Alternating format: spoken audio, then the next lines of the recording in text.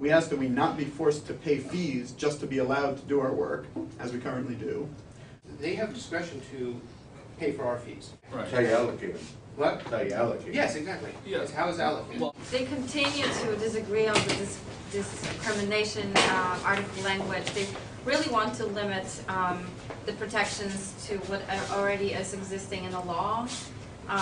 We feel like, you know, this is not the sort of employer that really cares about their employees. We're looking for percentage raises, you know, for people, for everybody, to keep up with inflation, to keep up with cost of living. Prices of housing are going up, food. By paying us such small salaries, so unrealistically small amount of money to survive on, the Research Foundation is putting us in a situation where we worry so much, and we can't very much, focus on the quality of the research that we do. And it's really, in my opinion, it really does worsen our performance in research. And I think that this is a mistake of the Research Foundation not to recognize this. We would like to compromise with the Research Foundation on a fair contract, and so we can feel comfortable at our working place and that we can be creative, motivated. We ask for medical and dental benefits so that if you do have that root canal, it's probably not going to be fun, but it won't mean financial ruin either. We can go bankrupt whatever we have to have a root canal. We ask for a bridge funding so that an RA whose funding is cut off will be able to continue working on research and continue making discoveries and continue making scientific progress. We feel that the future really needs to be more secure. We do not want to work on terms, the handshake type of arrangement. So, to sort of put this all together, it is our belief that the Research Foundation has been spending significant amounts of money derived largely from federal grants and intended to promote the research enterprise of SUNY on non-research related activities. Research assistants are a really critical part of the research community. You know, we're just a big part of research actually happening. But for too long, we've really been marginalized in the process. We've been given essentially no say in our own economic lives. You know, as our PIs, the principal investigators, and sort of bureaucrats over on our Research Foundation side jockey for control of the funding, we've been cut out. But we've now unionized, and we're standing together fighting to improve our working conditions so that we can continue to produce, you know, the top-notch research. Let me ask all three of you a question. You do valuable work for principal investigators, or basically professors. Where are they? I mean, where are they on the issue? Where are they tonight? Why are they backing you up?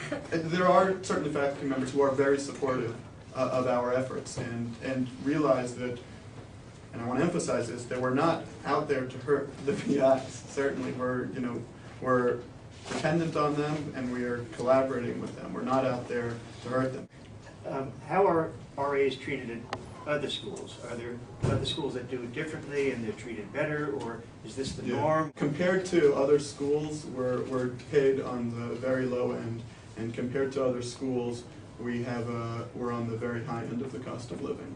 So we really are sort of bitten at both ends. I guess my last question is, aside from appealing to the beneficence of the Research Foundation on moral grounds, at the end of the day, if they don't give in to your reasonable requests, what other pressures can you bring to bear on them? We have on a few occasions, and I think we're open to in the future if we need to, engage in sort of direct action. They certainly don't like it when we show up and flyer at their event. So in some sense, this is still just moral pressure, but their board is essentially business people. You know, if we show up at their offices, that doesn't look good for them.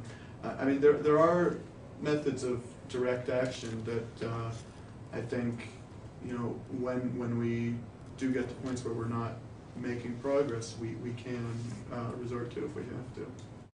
So you put this stuff on a flyer, and they're hosting a conference for business leaders who they want to, partner with, and you start handing it out, and they don't look very good, and they don't like that. Okay, we're going to close this hearing then, and we're going to deliberate and come up with our findings. first finding we made. Research foundations should be transparent. As receiver of public funds, it should be accountable to the public. Number 2, the university must be a venue for free expression and exchange of ideas and cease efforts to intimidate advocates of the union. I am shocked personally that when I went to school back in the 70s, we had more freedom of expression than you folks have now. Third, the university must allow free access to university facilities, including meeting rooms. To not do so is discrimination. It shocks us. It shocked the panel that people who wanted to have a meeting about a union were told they couldn't use the room. Last year, I came to this campus to observe an organizing drive, and they tried to keep us out of that auditorium. Clearly extremely repressive campus. As a taxpayer, I am shocked. I sent my daughter here, and if I had known how repressive this campus was, I don't think I would have sent her here. So the university must cease the intimidation. It's outrageous. As a taxpayer, I do not want my tax dollars used to intimidate research assistants at a university who do nothing but work their butts off and try and do a good job, become PhDs, become our scientific leaders. We're not setting a good example for you folks. We're setting a terrible example, okay? And that's, as a taxpayer, I don't want my tax dollars used to intimidate research assistants who are merely trying to organize and get a few more bucks in their pocket, okay? Number 5, the Research Foundation should provide an accounting of money spent on the law firm hired in relation to union organizing contract negotiations. The reason we want that is we want to know if they're spending more to fight this issue than they could just pay you and be done with it. We think there's tremendous amounts of waste of money at the Research Foundation on many levels.